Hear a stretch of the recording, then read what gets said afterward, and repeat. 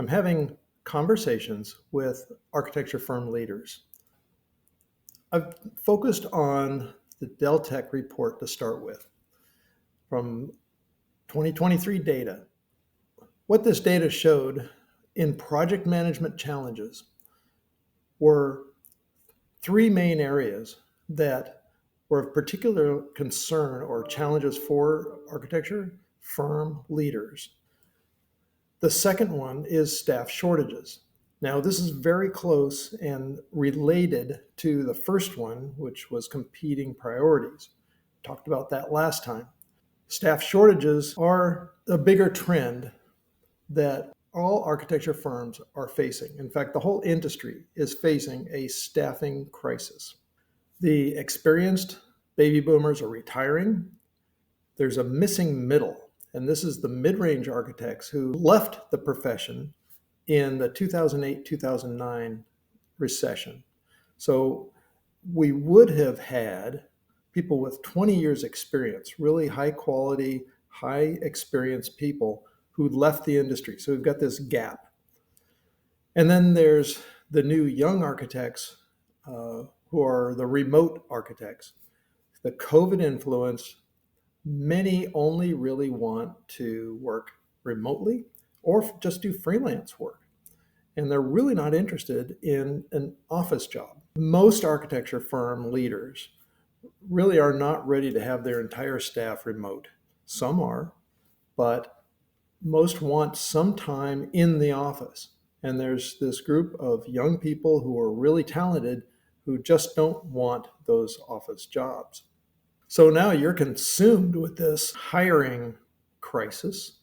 Your staff is overtasked trying to do the work of multiple people. You can't even get qualified people to respond to your job advertisements, and you're wasting time with fake resumes. You don't even know they're fake until you actually get an interview, and then you realize that they're totally overstating their qualifications, and you've wasted all this time. The same result happens as what I talked about with competing priorities, that 42% of projects are late. See, architecture firms are even doing worse than engineering. If you isolate architecture firms out, you find that they're at 50%. So half of architecture firm projects are being delivered late, and over 30% of projects are over budget. And this is largely because of not being fully staffed. So what is that costing your firm?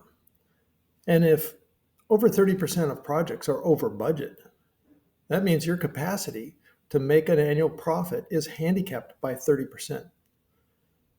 That's a huge hit on your business.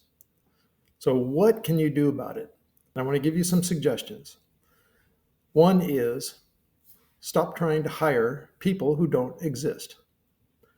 Just acknowledge that those highly qualified people are not out there, or you're trying to be the highest bidder. So stop trying to be the highest bidder for the few available people who are qualified. You end up way overpaying for that person than maybe their value to the firm can exhibit. The third thing is you can implement more automated systems. Cut down on repetitive tasks and invest in software that releases your staff's time, and systemize operations to try to cut down on that road activity.